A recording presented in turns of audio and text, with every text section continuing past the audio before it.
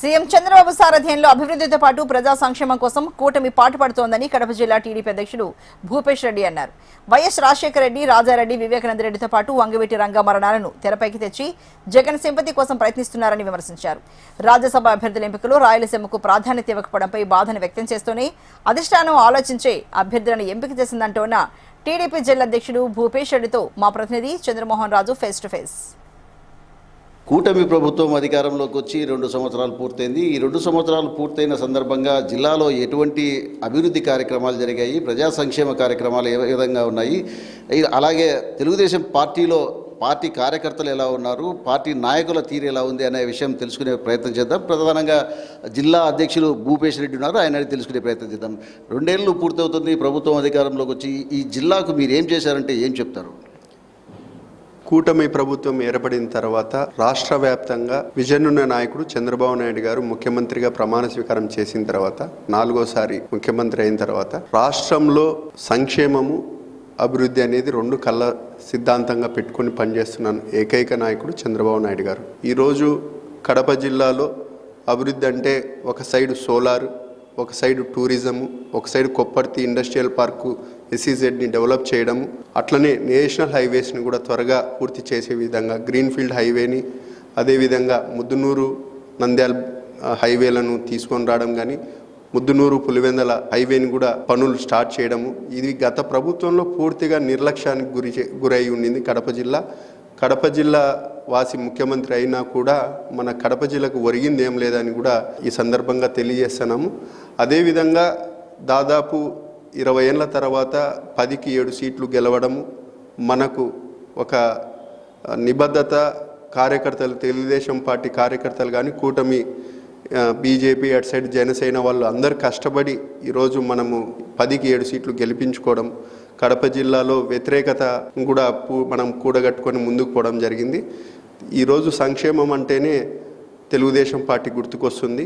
83 నుంచి కూడా పూర్తి స్థాయిలో ప్రజలకు ఏ విధంగా ఉపయోగపడాలా, ప్రజా సంక్షేమంలో ఏ విధంగా తీసుకొని రావాలా, కూడు గూడు గుడ్డ అనే నినాదంతో మహిళలకు సమాన హక్కులు ఆస్తులు రావాలా, ఇటువంటి అన్ని సంక్షేమం ఒక సైడు, అభివృద్ధి ఒక సైడు చేసే ప్రభుత్వం మన కూటమి ప్రభుత్వం అని సందర్భంగా తెలియదు. ప్రధానంగా ఈ ప్రాంతంలో మొదటి నుంచి ఒక డిమాండ్ ఉంది, స్టీల్ ప్లాంట్ ఏర్పాటు చేయాలని చెప్పేసి మొదటి నుంచి డిమాండ్ ఉంది. అందుకు కొంత ఆ ఏర్పాటులో ఒక అడుగు ముందుకు వేసినా కూడా పలు సందర్భాల్లో మళ్ళీ వెనకడుగు వేయాల్సి వస్తుంది. ఈ 2 ఏళ్ళు అవుతున్నా కూడా దాని గురించి పట్టించుకోలేదు.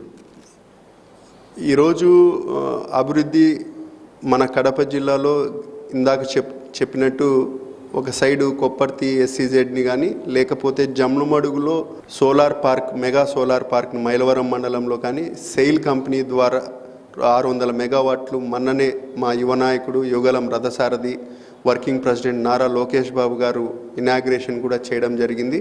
ఆ సందర్భంలో జమ్నోడు క్యాడర్ మీటింగ్లో, కడప క్యాడర్ మీటింగ్లో కూడా 2 సందర్భాలలో కడప స్టీల్ ప్లాంట్ని 2028-29 ఫైనాన్షియల్ ఇయర్కి మేము కమర్షియల్ యాక్టివిటీ కూడా మొదలు పెడతాము, ఉద్యోగ అవకాశాలు, ఉపాధి అవకాశాలు కల్పిస్తాము, ప్రత్యక్షంగా పరోక్షంగా కూడా ఉద్యోగాలు కల్పించే విషయంలో మేము దాదాపు 10,000 మందికి ఉద్యోగ అవకాశాలు కల్పిస్తామని కూడా మా యువ నాయకుడు చెప్పడం జరిగింది. దాని ఏ విధంగా చేయాలా యాజమాన్యంతో త్వరగా మీటింగ్లు పెట్టుకొని పూర్తి చేస్తానని కూడా గట్టి హామీ ఇవ్వడం జరిగింది. దాంతో భాగంగానే రీసెంట్గా కాంపౌండ్ వాల్ కానీ రీసెంట్గా కమర్షియల్ యాక్టివిటీస్ కూడా మొదలవుతాయి ఈ నెల 25వ తేదీ లోపలని కూడా యాజమాన్యము అక్కడ ఉన్న లోకల్గా ఉన్న మాకు కొన్ని ఇన్ఫర్మేషన్ మాకు తెలుసు కాబట్టి మీకు చెప్తాను. ఇప్పుడు రాయలసీమ అటు సైడ్ ఉత్తరాంధ్రలో 2-3 జిల్లాలు, మనకు 7 జిల్లాలను వెనుకబడిన జిల్లాలుగా కూడా కేంద్ర ప్రభుత్వం ప్రకటించింది. కాబట్టి ఈ 7 జిల్లాలు ప్లస్ ప్రత్యేకంగా రాయలసీమ జిల్లాలలో మనకు ఉద్యోగ అవకాశాలు ఏ విధంగా కల్పించాలా, రేపు మన తలసరి ఆదాయం ఏ విధంగా పెంచాలనే దాంతోనే మొన్న జరిగిన మీటింగ్ అని నేను భావిస్తున్నాను. బీజేపీ జనసేనతో పాటు తెలుగుదేశం పార్టీ అన్ని వర్గాలను సమన్వయం చేసుకుంటూ ముందుకు సాగుతుంది.